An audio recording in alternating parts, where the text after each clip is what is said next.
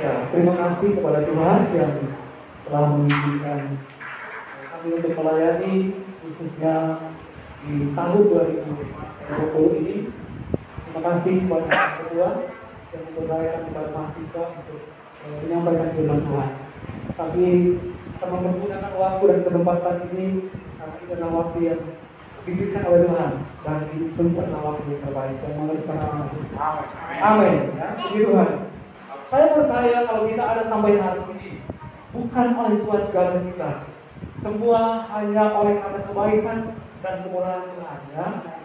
Sebelum lanjut, saya bisa mohon izin untuk melepas ya agar kita lumayan jauh ya.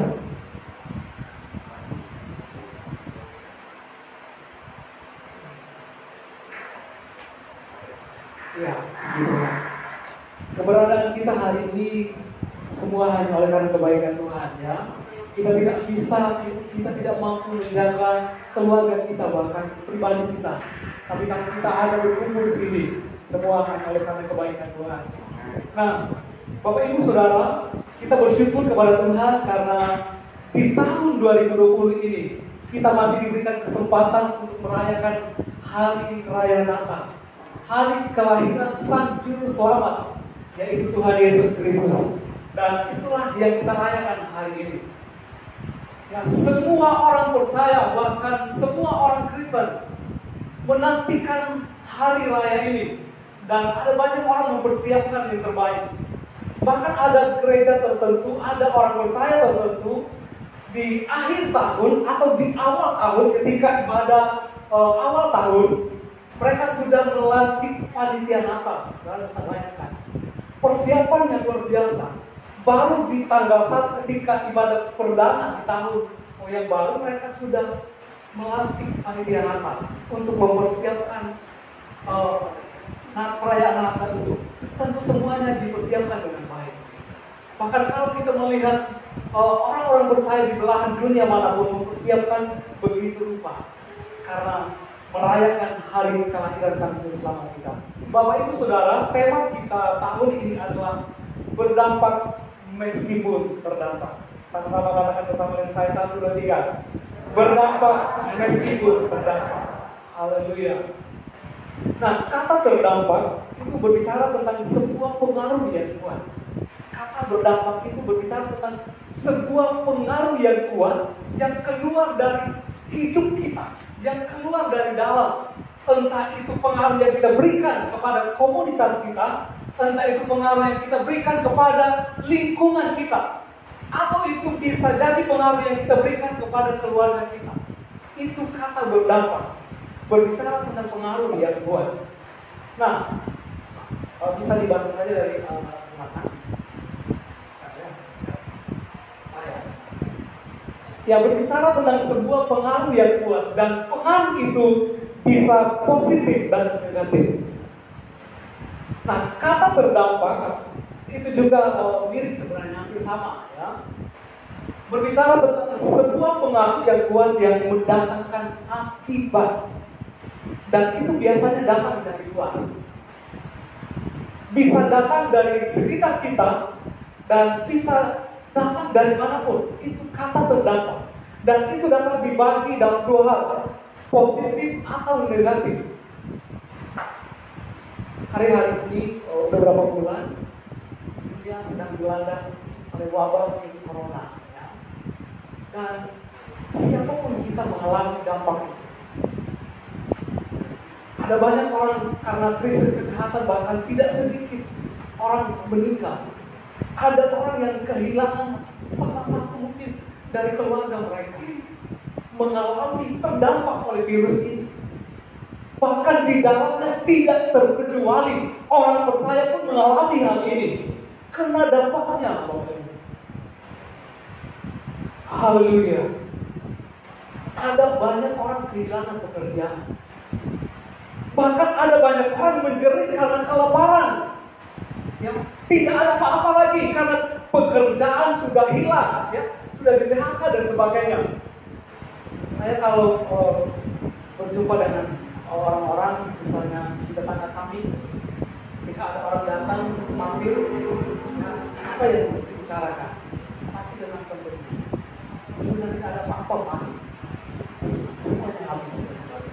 Bahkan ada orang yang sampai usahanya bangkrut, mengalami dampak demikian. Itu dampak dari luar.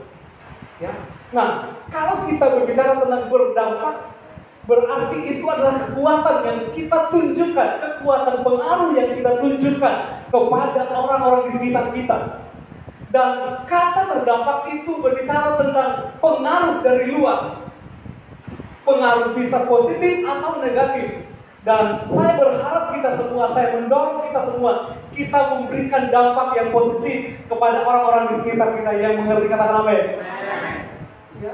Sebab itulah kewajiban orang percaya, di mana harus menunjukkan dampak yang positif, dampak yang menjadi berkat bagi orang-orang di sekitarnya. Ini bukan pilihan, tapi adalah kewajiban. Gaya hidup orang percaya harus hidupnya berdampak. Amin.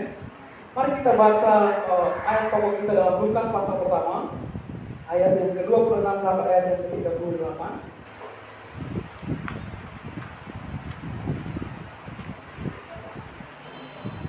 Lukas pasal yang pertama, ayat 26 sampai 28.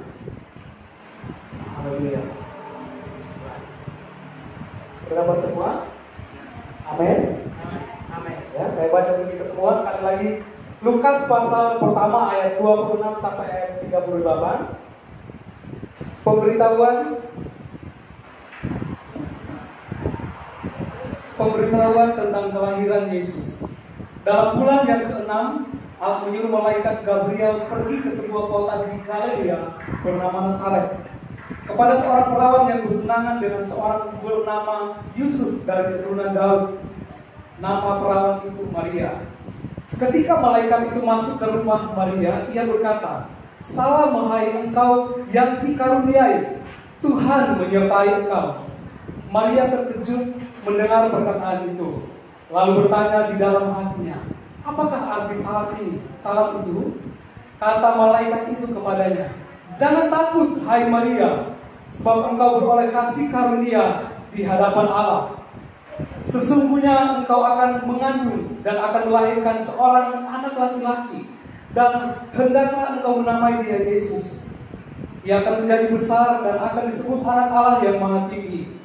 Dan Tuhan Allah akan mengaruniakan kepadanya tahta Daud, bapa leluhurnya. Dan ia akan menjadi raja atas kaum keturunan Yakub sampai selama-lamanya, dan kerajaan tidak akan berkesudahan." Kata Maria kepada malaikat itu, "Bagaimana hal itu mungkin terjadi? Karena aku belum bersuami." Jawab malaikat itu kepadanya, "Roh Kudus turun." Saya ulangi. Jawab malaikat itu kepadanya, "Roh Kudus akan turun atasmu, dan kuasa Allah yang Maha Tinggi akan menaungi engkau. Sebab itu anak yang akan kau lahirkan itu akan disebut kudus, anak Allah. Dan sesungguhnya Elisabet sanakmu itu, ia pun sedang mengandung seorang anak laki-laki pada hari tuanya. Dan inilah bulan yang ke-6 bagi dia, yang disebut mandul itu. Sebab bagi Allah tidak ada yang mustahil." Kata Maria, "Sesungguhnya aku ini adalah hamba Tuhan. Jadilah padaku menurut perkataanmu itu." Lalu malaikat itu meninggalkan dia. Puji Tuhan. Haleluya. Ini berbicara tentang pemberitahuan tentang kelahiran Tuhan Yesus ketika itu, di mana Allah mengutus malaikat Gabriel, ya, untuk memberitakan berita kelahiran Sang Juru Selamat itu. Nah, kalau kita perhatikan di dalam ayat yang ke-28, itu salam dari malaikat, ya. Ya, salam dari malaikat Gabriel. Saya baca bagi kita semua bagian yang terakhir. "Salam hai engkau yang dikaruniai." Yang artinya adalah Maria mendapat kasih karunia Tuhan. Haleluya. Wow, luar biasa Maria ini. Dia mendapat anugerah dari Allah. Itulah sebabnya Allah menyuruh malaikat Gabriel untuk menampakkan diri kepada Maria dan memberikan salam kepada Maria. Dan salamnya itu adalah, "Hai engkau yang dikaruniai." Maria mendapat kasih karunia dari Allah. Maria tidak cukup perbuatan baiknya sesungguhnya untuk menerima kasih karunia. Itu berdasarkan kemurahan hati Allah, berdasarkan kebaikan hati Allah. Itulah sebabnya dia memilih Maria untuk mengandung Yesus Kristus. Ini luar biasa. Maria mendapatkan perkenanan Tuhan. Dan yang selanjutnya, Maria mendapat berkat yang istimewa.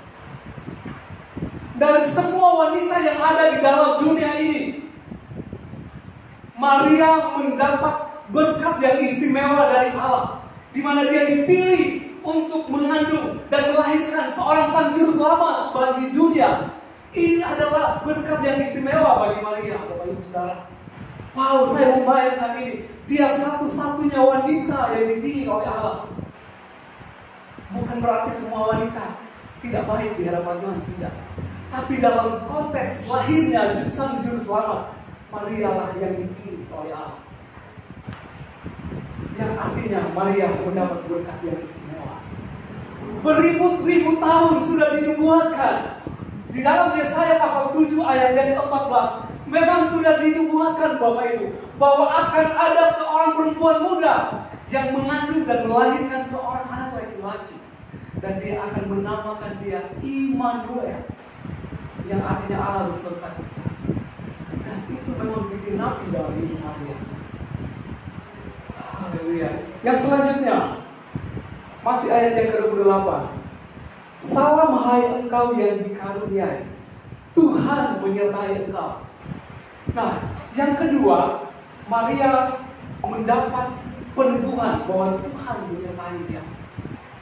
Ketika Maria kaget tentang salam itu, dia kaget, apa maksud salam ini? Tiba-tiba malaikat Gabriel berkata, Tuhan menyertai engkau. Hai Maria, engkau yang dikaruniai Allah, Tuhan menyertai engkau. Kata menyertai di situ adalah dalam teks aslinya meta, yang artinya Tuhan menyertai, Tuhan bersama, Tuhan ada di depan Maria, Tuhan ada di belakang Maria. Bahkan tidak berhenti sampai di situ. Tuhan ada di pihak Maria, bahkan siap membela dan siap menolong Maria ketika dia menjalani kepercayaan Tuhan di dalam hidupnya. Tuhan selalu bersiap sedia untuk menolong Maria. Itulah sebabnya malaikat itu berkata, jangan takut. Setelah malaikat itu berkata, jangan takut Maria, Tuhan menyertai engkau. Haleluya. Bapak Ibu Saudara, dunia sedang dilanda oleh ketakutan, ya. Dan tentu karena persoalan yang terjadi, ada banyak orang yang memang hidup mereka serba khawatir ketika menghadap dunia. Nah, sesungguhnya Maria, ya, memang tidak dicatat di dalam Alkitab bahwa Maria itu memikirkan seperti apa yang terjadi ke depan.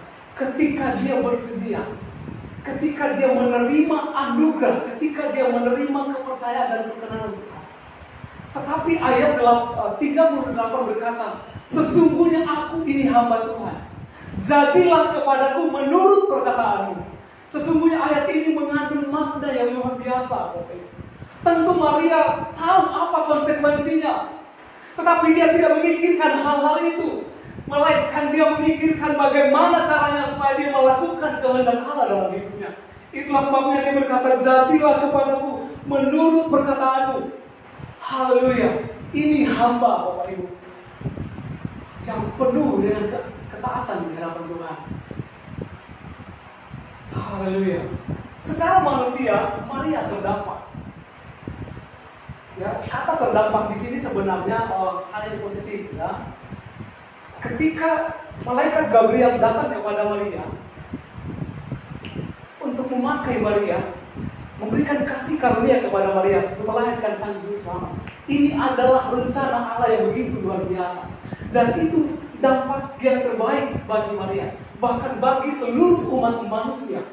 Tetapi ketika kasih karunia yang terbaik itu diterima dari Maria, ketika perkenanan Tuhan itu diterima oleh Maria, nah di sini Bapak Ibu, waktu dia menjalani kasih karunia itu, di sini Maria mengalami masa sulit dalam hidupnya. Kadang-kadang kita manusia seperti itu ya. Tuhan memberikan rencana yang terbaik. Ini loh, saya berikan rencana yang terbaik bagi kamu.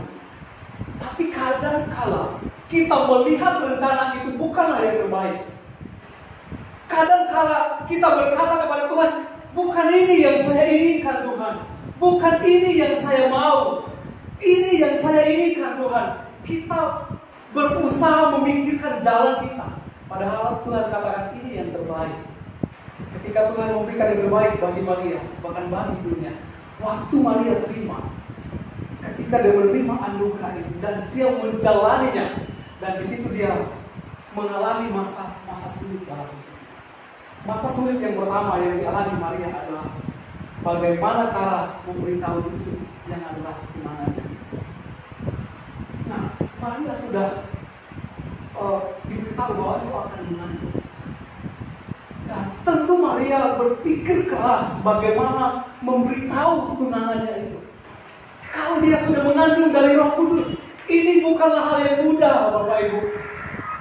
Ya, pasti dia akan berpikir, bagaimana kalau Yusuf memutuskan saya, padahal saya mencintai dia, saya sangat mencintai dia. Tentu ada pikiran-pikiran seperti ini. Saya tidak tahu dulu mereka panggilannya apa ya ketika mereka bertunangan. Apakah mereka menyebut nama Yusuf atau sebaliknya Maria? Kalau orang-orang pacaran hari-hari ini berbeda. Baru katanya akan sudah panggil baru pacaran, udah panggil papi mami, udah panggil ayah bunda ya. Anak-anak SD jangan begitu ya. Tuhan ya. Bila perlu kalau sekarang pacaran datang ke Bukit Tiga, bilang ini pacar saya, berarti yang bersuling ya. Haleluya. Nah, ketika Maria ya, ada masa sulit yang dihadapi oleh Maria. Yang pertama, dia memikirkan bagaimana caranya memberitahu Yusuf. Kira-kira dia percaya? Memang Alkitab tidak mencatat di mana, bagaimana cara Maria memberitahu Yusuf. Tetapi yang Alkitab konfirmasi dalam Matius pasal yang pertama ayat yang ke-19, ketika Yusuf tahu tentang hal itu, dia bermaksud, dia mempertimbangkan, dia berpikir untuk memutuskan Maria tunangannya itu. Karena dia adalah seorang yang tulus hati, dia secara diam-diam ya untuk memutuskan Maria. Dan itu tidak diceritakan berapa lama waktunya Maria mengalami hal itu. Berapa lama waktunya, kira-kira mungkin dicuekin atau bagaimana? Tidak diceritakan. Yang pasti ini adalah masa sulit dalam hidup Maria ketika dia menjalani kasih karunia itu. Maria terdampak dalam hidupnya. Tentu itu bukan terdampak yang hal yang negatif dari Tuhan, tetapi ketika dia menjalani hal itu. Itu yang pertama. Dan yang kedua, tentu sebagai keturunan orang Yahudi, Maria mengerti tentang hukum. Yaitu tentang hukum raja atau melempari dengan batu. Sebenarnya orang yang yang hamil di luar nikah akan berusaha menutup sedemikian rupa supaya orang lain tidak tahu. Karena kalau orang lain tahu, itu akan menjadi aib keluarga.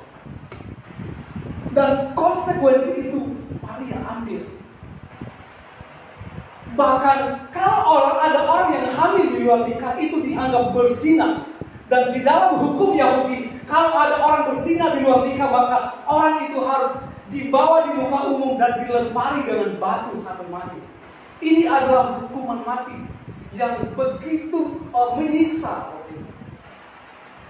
Melempari. Wow. Saudara jangan coba melempar satu batu saja pasti sakit ya. Dan konsekuensi ini Maria ambil. Tetapi puji Tuhan, ketika Yusuf mempertimbangkan apa yang dia lakukan, tiba-tiba malaikat Tuhan datang melalui mimpi Yusuf. Yusuf, jangan takut mengambil Maria menjadi istrimu, sebab anak yang di dalam kandungannya adalah dari Roh Kudus, dan hendaklah engkau menamai dia Immanuel. Akhirnya Yusuf bangun dan dia taat kepada perintah itu. Dan ini membuktikan bahwa rencana Allah tidak pernah gagal. Yang percaya katakan amin. Amin.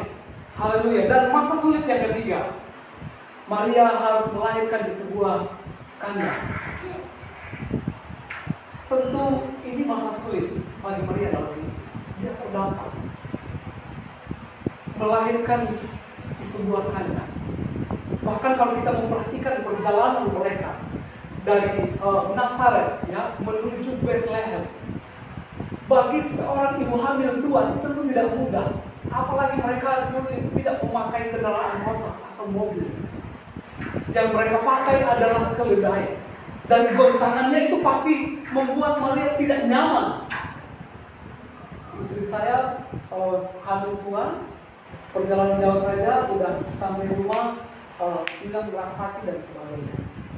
Saudara bisa bayangkan Maria yang menjalani hal itu. Ada begitu banyak pengorbanan. Dia harus melahirkan di kandang. Dan yang keempat, ketika selesai melahirkan, dia harus melarikan diri.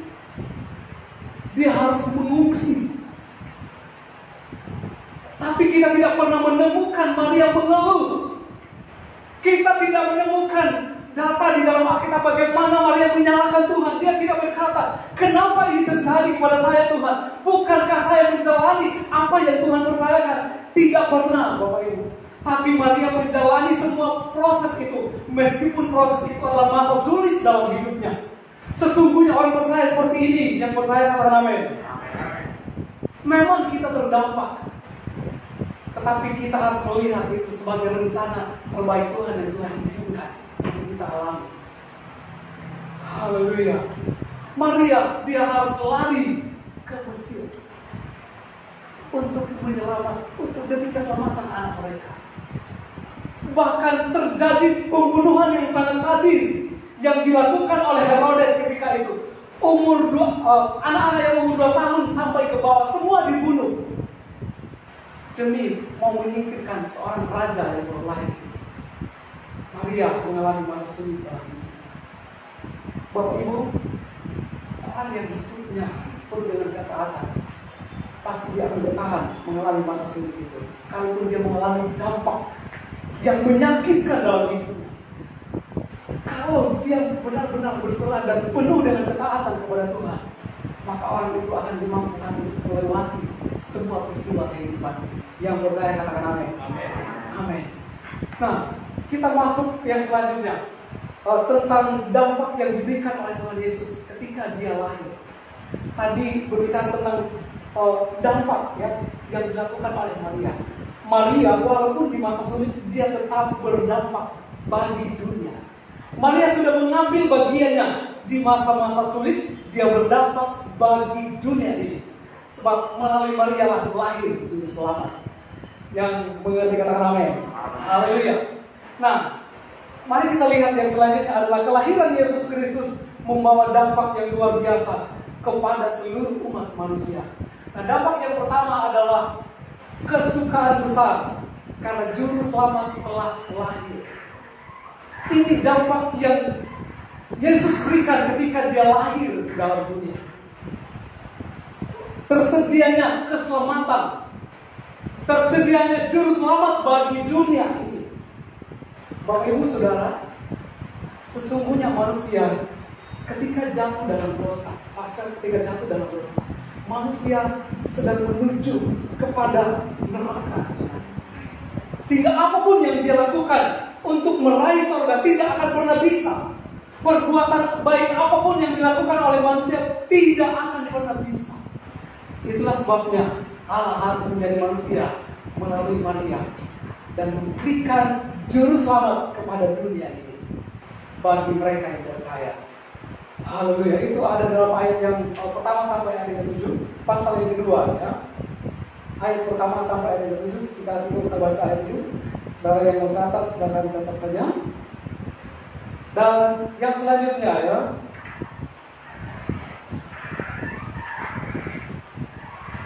dampak yang kedua adalah memberikan pengharapan pemulihan kepada orang yang percaya. Ini dia Bapak Ibu.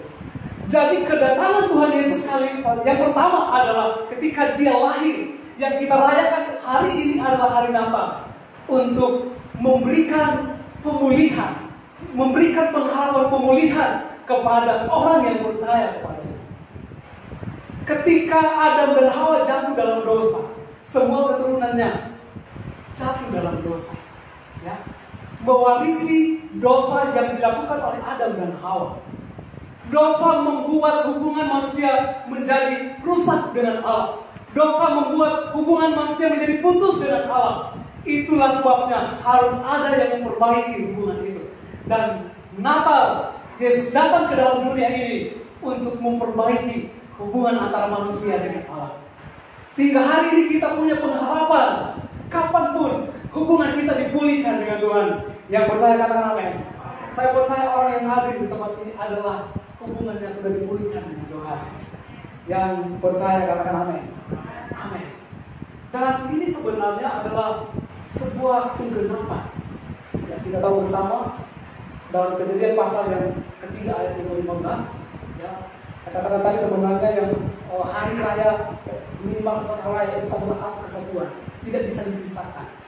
Dan memang sudah dinubuatkan di dalam Kejadian pasal 3 ayat 15. Ya, bahwa suatu saat dan keturunan perempuan ini akan meremukkan kepala sebelah itu. Dan sesungguhnya itulah Yesus.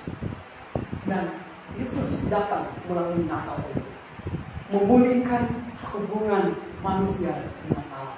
Kapanpun kita bisa cari Tuhan, kita bisa menyembah Tuhan. Amin. Amin. Dan poin yang ketiga,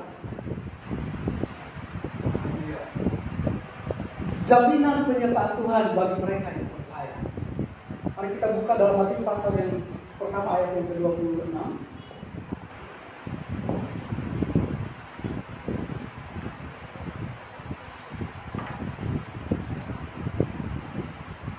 Matius pasal yang pertama ayat yang ke-23.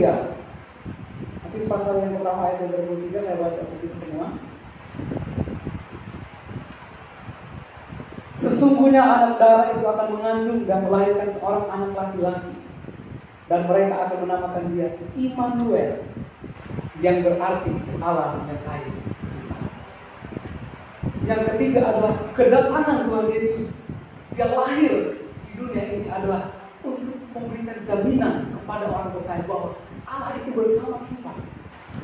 Kalau dulu sebelum Yesus datang ke dalam dunia, Allah itu dipandang memang sangat jauh, sehingga usaha apapun yang dibangun oleh manusia untuk menggapai Allah tidak pernah bisa. Itulah sebabnya Yesus datang ke dalam dunia untuk menyertai manusia, bersama dengan manusia. Hendaklah engkau menamai dia Immanuel, yang artinya Allah beserta kita. Saudara, percaya bahwa Tuhan bersama dengan kita. Dalam keadaan apapun, Tuhan bersama kita. Dan yang keempat, ini dia. Saudara, yang keempat, untuk memberikan kerajaan kekal bagi mereka yang percaya. Mari kita baca dalam Lukas pasal pertama ayat yang ke-33. Lukas pasal 1 ayat yang ke-33. Dan ia akan menjadi raja atas kaum keturunan Yakub sampai selama-lamanya, dan kerajaannya tidak akan berkesudahan.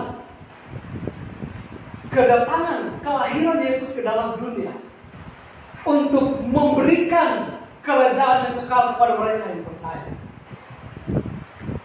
Ini hal yang luar biasa.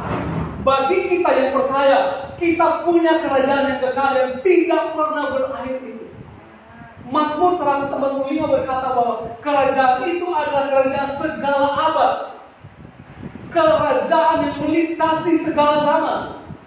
Bahkan pemerintahannya melintasi segala keturunan. Yang artinya kerajaan itu adalah kerajaan yang tidak pernah berakhir. Itulah kerajaan sorga yang Tuhan janjikan kepada setiap orang yang percaya, termasuk kita hari ini. Kita bersyukur Bapak. Ya, kalau virus corona membuat banyak orang meninggal, bahkan ada orang percaya yang meninggal, itu dia hanya menunggu, ya.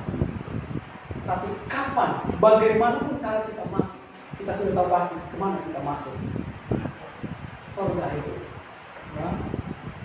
Di sana kita akan berjumpa, ya. Karena Yesus sudah menyediakan tempat itu. Haleluya. Dan tempat itu tidak dikuasai oleh penderitaan lagi. Kalau di dunia ini masih banyak orang mengeluh, di dunia ini masih banyak orang yang menderita, tetapi kerajaan yang Yesus janjikan adalah kerajaan yang tidak pernah berkesudahan itu, yang tidak ada air matanya lagi, tidak ada penderitaan, dan saudara dan saya ada di sana nanti. Selama kita terus berjalan dalam kehendak Allah, kiranya Tuhan menolong kita untuk tetap hidup benar dan tetap berkata, Tuhan sesungguhnya aku adalah hamba. Jadilah kepada Tuhan menurut perkataan. Haleluya. Bapak Ibu, Yesus sudah melakukan dampak yang luar biasa bagi dunia. Bahkan ketika dia melayani, ada dampak yang dia berikan bagi dunia ini. Lalu apa yang harus kita lakukan? Supaya hidup kita berdampak bagi dunia, bagi orang-orang di sekitar kita, bagi keluarga kita. Haleluya. Maka dampak yang pertama adalah mari kita saling memperhatikan orang-orang yang membutuhkan. Saudara, kita ditempatkan di keluarga kita masing-masing. Tidak kebetulan. Tuhan menempatkanmu di komunitas. Bahkan Tuhan menempatkan kita di STT Pelita Hati. Itu tidak kebetulan, Bapak Ibu. Tuhan mau kita berdampak bagi orang-orang di sekitar kita. Dan pergunakanlah kesempatan itu untuk hidup berdampak, Bapak Ibu. Haleluya. Bahkan Tuhan menempatkan kita di lingkungan kita. Karena Tuhan mau kita menjadi berkat. Dimulai dari kita memperhatikan orang-orang yang membutuhkan. Kadang-kadang seharusnya berapa sering Tuhan berbicara dalam hati kita. Tuhan berkata, lakukan sesuatu bagi orang ini. Tapi sering kita mengabaikan suara Tuhan di dalam hati kita. Tidak, Tuhan, bagaimana dengan kebutuhan saya? Bagaimana dengan hari esok saya? Kalau saya melakukan sesuatu bagi orang itu. Padahal kekristenan adalah berbicara tentang hidup yang berdampak, menjadi berkat bagi orang lain. Entah apapun keadaan yang kita alami. Entah itu sulit, entah itu susah. Jangan pernah berhenti berdoa. Yang percaya katakan amin. Haleluya. Tuhan menempatkan orang-orang yang membutuhkan pertolongan di sekitar kita. Bahkan dalam Matius pasal 25, bagian yang terakhir, ayat yang terakhir, Tuhan berkata, ketika aku lapar, kamu tidak memberikan makanan kepada aku. Ketika aku haus, kamu tidak memberikan minuman. Ketika aku seorang yang telanjang, kamu tidak memberikan pakaian. Ketika aku seorang di penjara, kamu tidak mengunjungi aku. Lalu orang-orang itu berkata, Tuhan, bila mana kami melihat engkau kelaparan, sehingga kami memberikan makanan kepadamu. Bila mana kami melihat kau haus, telanjang, dan dipenjarakan. Lalu Yesus berkata, hal kecil apapun yang kamu lakukan kepada orang kecil, kamu melakukannya. Sesungguhnya Bapak Ibu, tidak sia-sia kita melakukan sesuatu kepada orang-orang di sekitar kita. Tuhan memperhitungkannya. Sebab perikop yang berkata tentang ada kambing dan ada domba. Yang kambing di sebelah kiri, yang domba di sebelah kanan. Domba itu adalah orang-orang yang memperhatikan sesamanya, yang peduli terhadap sesamanya. Dan Tuhan memperhatikan hal itu. Haleluya. Dan yang kedua adalah tetap menabur kebaikan. Mari kita baca dalam Galatia pasal yang ke-6 ayat 9 dan ayat yang ke-10. Ini dampak yang harus kita lakukan. Galatia pasal 6 ayat 9 dan ayat yang ke-10.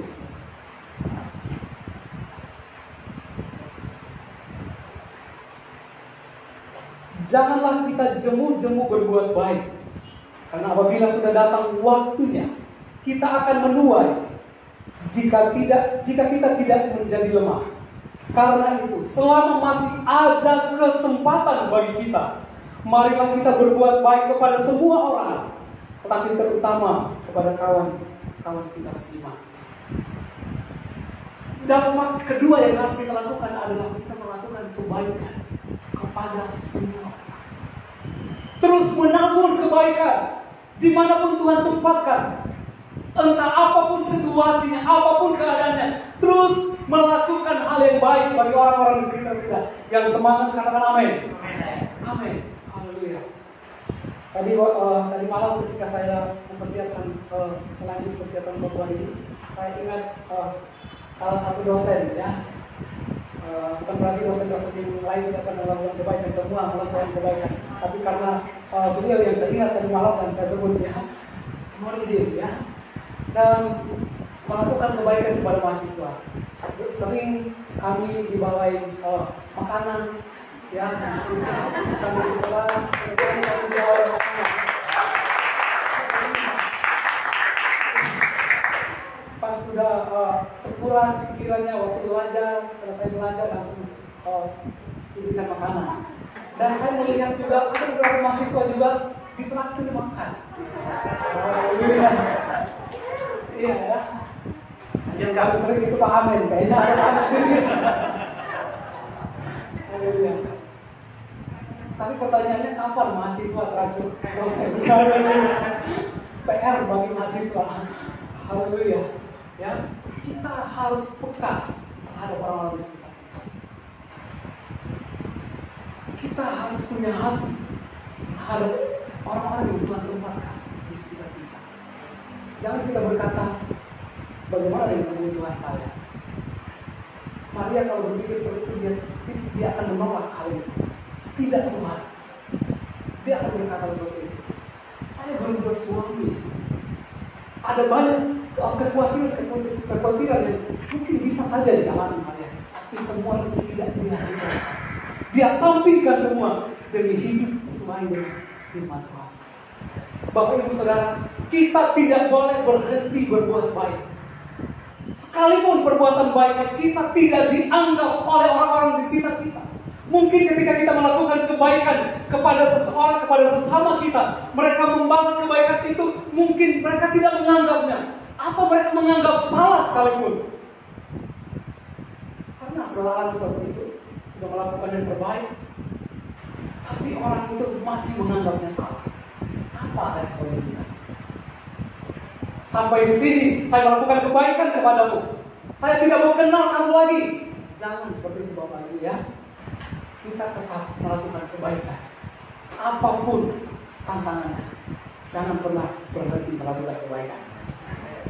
Yakobus berkata, kalau kamu tahu bagaimana seharusnya kamu melakukan kebaikan, tetapi kalau kamu tidak lakukan, kamu berdosa. Jadi kalau kita tahu bagaimana seharusnya kita melakukan kebaikan, tapi kita tidak melakukannya, kita berdosa di hadapan Tuhan. Kalau kita berbicara tentang kebaikan, ada banyak kebaikan tentunya ya. Tapi memang kita memperhatikan orang-orang di sekitar kita. Dan yang terakhir, hidup kita harus berdampak. Yang terakhir adalah mengasihi tanpa pamrih. Tunjukkan kasihmu tanpa pamrih. Natal adalah di mana Yesus yang adalah Allah datang menjadi manusia untuk menyatakan kasih-Nya kepada manusia. Karena begitu besar kasih Allah akan dunia ini, sehingga Ia mengaruniakan anaknya yang tunggal, supaya barang siapa yang percaya kepadanya tidak binasa, melainkan beroleh hidupnya kekal. Natal adalah berbicara Allah yang datang dari surga, menyatakan kasih-Nya kepada manusia. Dan ketika Dia memberikan kasih-Nya kepada manusia, waktu Dia ada dalam dunia ini, Dia melakukannya tanpa pamrih. Entah itu yang menerima menolaknya atau tidak, Dia tetap memberikan kasih. Semua pelayanan yang dilakukan oleh Tuhan Yesus adalah dasarnya adalah kasih. Bahkan Dia adalah kasih itu sendiri. Bahkan tidak sedikit yang menentang ketika Dia melakukan pelayanan kasih. Haleluya. Bapak Ibu, lakukan kasih kita dan lakukan itu tanpa pamrih. Yesus ketika Dia melayani di dalam dunia, Kalau kita baca Matius, Markus, Lukas, Yohanes, selalu dikatakan, maka tergeraklah hatinya oleh belas kasihan. Bahkan ada seorang hamba Tuhan berkata begini, dia mendefinisikan kasih itu, kasih tanpa pamrih itu adalah silakan ganggu saya. Silakan ganggu saya Tuhan. Yang artinya, kalaupun saya lagi tidur, ketika Tuhan memerintahkan untuk melakukan sesuatu bagi orang lain, saya siap Tuhan. Saya mau melakukan apa yang Tuhan mau. Itu kasih. Kadang-kadang kita, kalau mungkin diminta, persoalannya adalah Tuhan itu tidak langsung datang kepada saudara, lalu berbicara, misalnya, ya, siapa di sini ya, kalau keterangan Gideon, lakukan ini. Tidak seperti itu. Biasanya Tuhan itu memakai orang lain. Bahkan Tuhan bisa memakai atasan kita untuk menyampaikan apa yang akan kita lakukan. Tetapi persoalannya adalah ketika Tuhan memerintah, apakah kita melakukannya atau tidak? Yesus pelayanannya ada. Kita sering berkata begini, ya. Ketika kita disuruh atau diminta tolong, kita kadang-kadang ya, kita jujur saja, kita banyak 1000 macam alasan untuk kita memberikan alasan supaya kita melakukan hal itu. Padahal Tuhan katakan itu yang harus kami lakukan. Segala pelayanan yang Yesus kerjakan adalah dasarnya adalah kasih.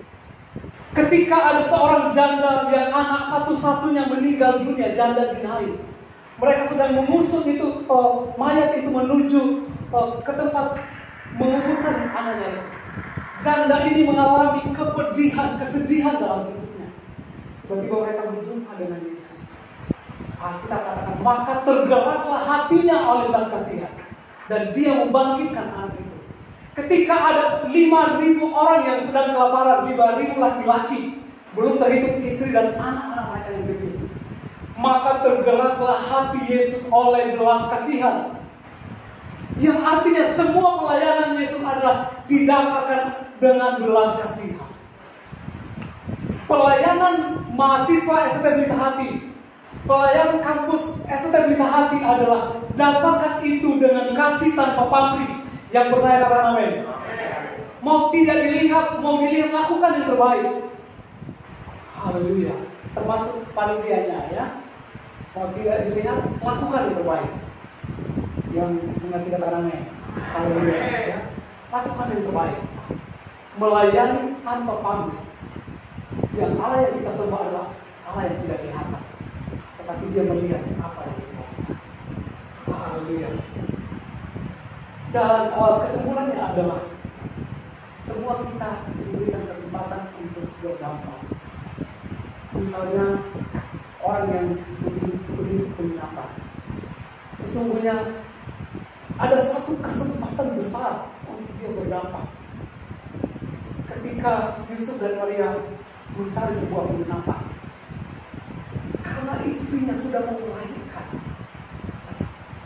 dia mencari, tapi sangat menyedihkan. Pemilik penginapan itu berkata bahwa sudah penuh. Ya. Pertanyaan saya merenungkan, apakah tidak ada satu ruangan lagi untuk stafnya atau untuk bosnya itu ya? Atau bisa saja mungkin ada aulanya atau berbangsa itu mengerti penginapan saat itu. Yang pasti, ya masukkan saja lagi penginapan itu dimanapun. Tetapi mereka tidak mengambil kesempatan itu. Yang memang itu adalah penggenapan firman kalau kita melihat secara keseluruhan ya. Tetapi sesungguhnya mereka punya kesempatan ya. Nah, termasuk Herodes.